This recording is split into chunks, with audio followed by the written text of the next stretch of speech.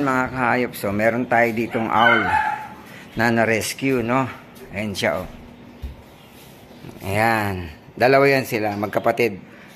So, yung pugad kasi nila, yung tirahan nila, binuldoser na, no? So, ni-rescue to ng security guard. So, nakuha to ng security guard sa somewhere in Pulilan yata to, Pulilan or ano. Hindi ko lang matandaan kung Pulilan o Zambales eh. I think Zambales or sa Zambales, kasi Zambales pala sila galing. So yung kanilang habitat binuldoser na, no. Tinatayuan na ng construction. Kaya lang itong dalawa nakuha ng security guard kasi hindi pa naman sila nakakalipad. Yung nakuha natin yan, hindi pa nakakalipad. Tapos yung nanay nila, yun daw, sobrang laki daw yung nanay nila, kulay puti, na lumipad, palayo. Ayan siya, oops. Ayan siya.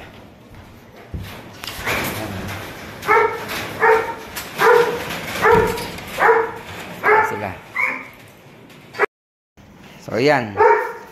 So, kailangan natin silang ibalik sa wild, no? So, kaya lang, hindi ko alam kung kailangan ba talagang dapat pakawalan sila sa kagad sa wild. Kasi, pinapakain lang natin to ng mga hilaw na manok eh.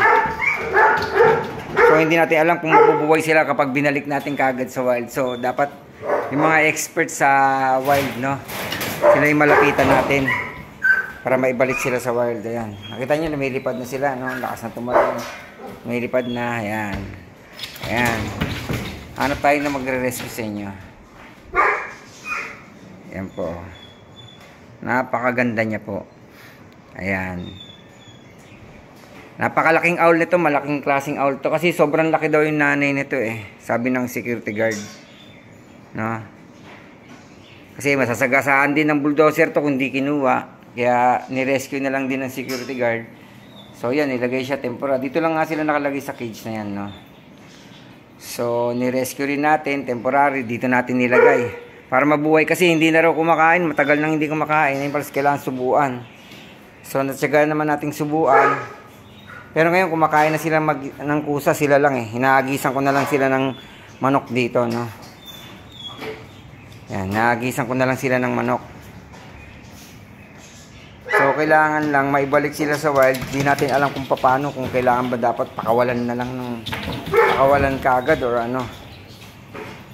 Yan, di natin alam kung paano eh. Hindi tayo expert sa wild. So, gusto ko sana maibalik sila sa wild. Buhay na to eh. Pwede nang ano to, pakawalan. Kumakain na tong kusa sila. Ayan, pag hinagisan ko sila ng pagkain, nahagisan ko sila ng ulo ng manok. Ayan, kinakain naman nila. Ayan, sana makahanap tayo ng ano, magre-rescue sa kanila. Tinawag na namin to sa Born to be Wild, tapos sa kay Kuya Kim. Walang nagre-reply sa email nila or sa ano eh. So sana may rescue para maibalik sila sa wild para hindi kawawa. Ayan, ganda nila, super ganda. Yan, halos yung ni-rescue rin natin na owl na nasagasaan sa circle, kaya lang hindi siya nakasurvive kasi sinagasaan siya. So may bumaksak kasing owl din sa Quezon City Circle, no. So sinubukan natin na mai-save, kaya lang wala, ayaw huminto ng sasakyan kahit pinapahinto na natin. Hindi huminto, so nasagasaan siya, sinagasaan pa rin siya. Kaya sayang, hindi siya nabuhay. Ayan, sana may mag-rescue na para maibalik sila agad sa wild. Saka yung kulungan natin, no, hindi siya ganun kalaki. Kailangan maibukan nila ng gusto yung pakpak nila, makalipad sila, ma-exercise. Ayan, medyo dumugyot na, no, kasi ang lalaki ng tae nila. Ayan, lakas, mailap siya, oh. Ayan, ayun sila, oh. Ganda, sobrang ganda nila. Kailangan talagang maibalik sila sa wild. Ayan, oh, napakaganda, oh. Laki ng pakpak, oh. Ayan. Ayan, waiting lang ha, babalik tayo sa wild. Sana meron tayong may makausap para maibalik sila sa wild. Ayan. Kasi hindi naman talaga to pet eh. Hindi natin sila pwedeng alagaan, no? For pet kasi kawawa. Sayang hindi yan dadami. Dapat dumami sila para hindi ma-endangered. Hindi rin natin alam kung endangered species to, no? So, hindi ko rin alam kung anong klaseng owl to. Pero tingin ko rito, grass owl. Kasi nasa damuhan sila, wala sila sa puno eh. Sa damuhan lang daw sila, nasa damuhan. So, yung pugad niya nasa damuhan, kaya tingin ko rito grass owl. So, mostly mga pagkain ito, daga at saka ahas. Yan. Yan o, gwapo niya o. Yan mo, babalikan sa wild. Babalik kayo sa wild. Promise. Yan, promise. Babalik kayo sa wild. Naghanap tayo ng magre-rescue sa inyo. Yan. Rescued owl. Yan, owl. Wow. Yan, magaling na sila lumipad oh. Na-rescue lang po namin to. Yan. Yan. Nung una hindi pa sila nakakalipad. Yan. Nung una hindi pa sila nakakalipad. Yan. Halos hindi na sila kumakain. At syaga lang po natin na syaga. So, kailangan na natin silang dapat maibalik sila sa wild.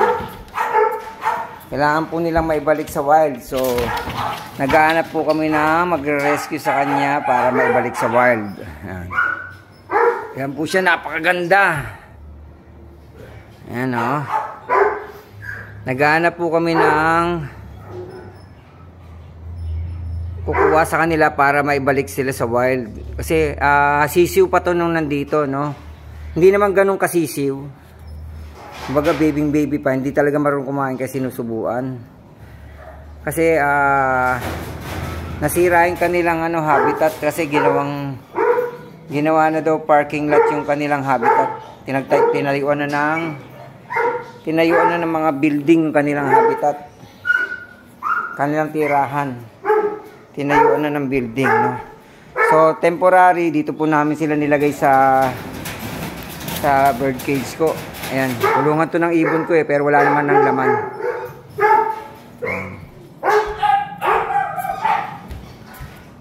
Ayan, kailangan lang po natin ng may balik sila sa wild para mas dumami sila, kasi dito hindi nadadami yan eh.